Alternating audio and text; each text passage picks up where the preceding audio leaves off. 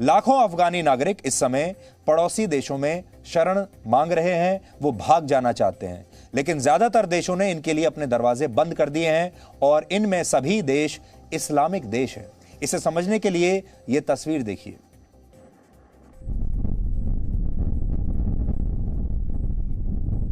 $295 kilometre लंबी दीवार बनवा रहा है। यह दीवार अफगानिस्तान के उन शरणार्थियों को रोकने के लिए है जो ईरान के रास्ते टर्की जाना चाहते हैं। टर्की खुद को इस्लाम का सबसे बड़ा ठेकेदार मानता है, लेकिन वह अफगानिस्तान के मुसलमानों को अपने देश में शरण नहीं देगा। इसलिए आज जो बड़ा मुद्दा हम आप सबके सामने लेकर आए हैं वो ये है कि इस बार इस्लाम किसका साथ देगा। क्या इस्लाम तालिबान के साथ है या इस्लाम उन मासूम लोगों के साथ है जिनकी जान इस समय अफगानिस्तान में खतरे में है।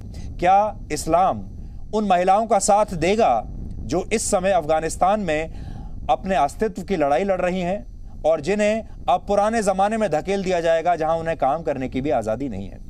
पाकिस्तान ने अफगानिस्तान के साथ लगे अपने बॉर्डर्स को बंद कर दिया है। ईरान ने भी ऐसा ही किया है। ये दोनों इस्लामिक देश अपने आप को कहते हैं। उज़्बेकिस्तान और ताजिकिस्तान ने भी शरणार्थियों को रोकने के लिए अफगानिस्तान के साथ लगे अपने बॉर्डर्स की सुरक्षा अब बढ़ा दी है। ये नक्शे पर आप देखिए, अफगानिस्तान बीच में है और ये उसके पड़ोसी देश हैं और इन्हीं देशों में अफगानिस्तान के ज्यादातर जो लाखों लोग हैं वो भागकर जाना चाहते हैं और जा भी कहीं नहीं सकते, क्योंकि ये वो देश हैं जो अफगानिस्तान के साथ बॉर्डर शेयर करते हैं या अफगानिस्तान के आसपास के देश हैं। इनमें भारत भी है। हालांकि भारत ने अफगानिस्तान के लोगों के लिए विशेष ई वीजा देने की व्यवस्था की है और भारत में भी बहुत सारे लोग अफगानिस्तान से इस समय आ रहे हैं।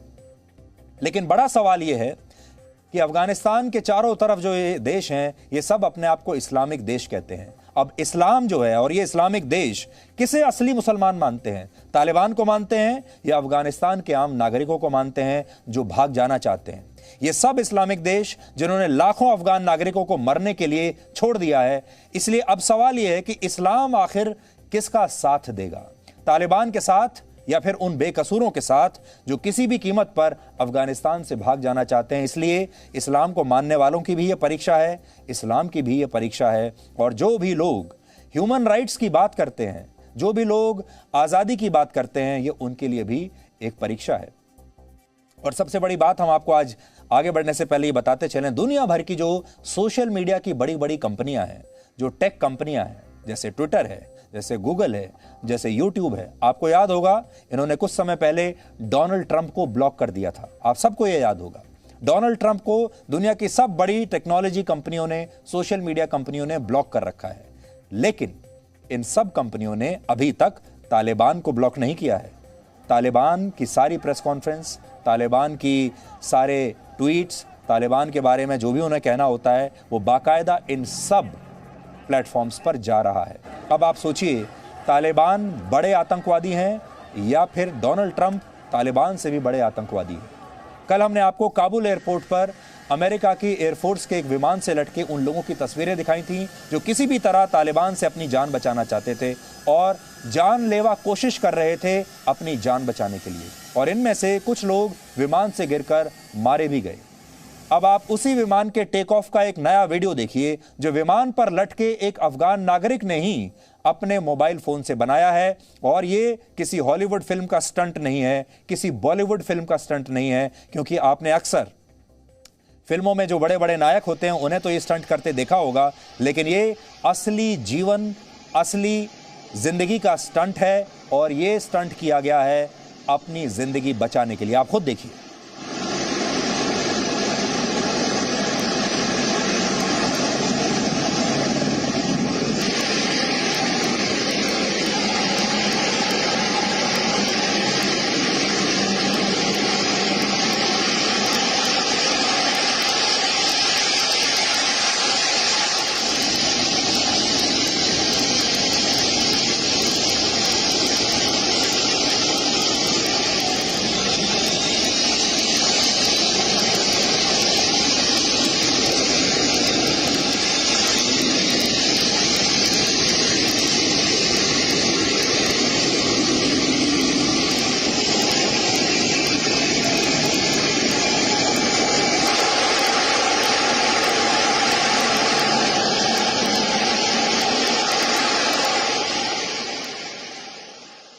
तो जिस व्यक्ति ने ये अपने मोबाइल फ़ोन से इस वीडियो को बनाया है, वो इस विमान के जो विंग्स हैं उसके ठीक नीचे बैठा हुआ है, और वो अकेला नहीं है, उसके साथ और भी बहुत सारे लोग हैं जो शायद इस गलत फहमी में हैं कि वो किसी तरीके से जैसे किसी तरह आप बस में लटकते हैं या किसी ट्रक में आप लटक जाते हैं, उसी तरह वो इस विमान से लटक गए।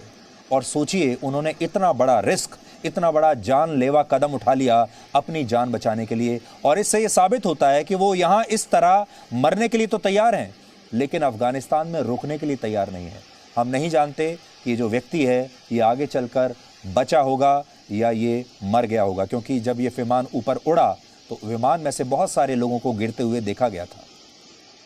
अब आप अंदाज़ा लगा सकते हैं।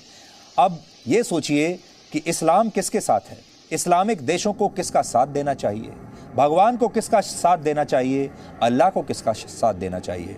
तालिबान का देना चाहिए, जिनकी क्रूरता से बचने के लिए ये लोग भाग रहे हैं, या इनका देना चाहिए, क्योंकि ये भी तो इंसान ही हैं, चाहे इनका धर्म कोई भी हो।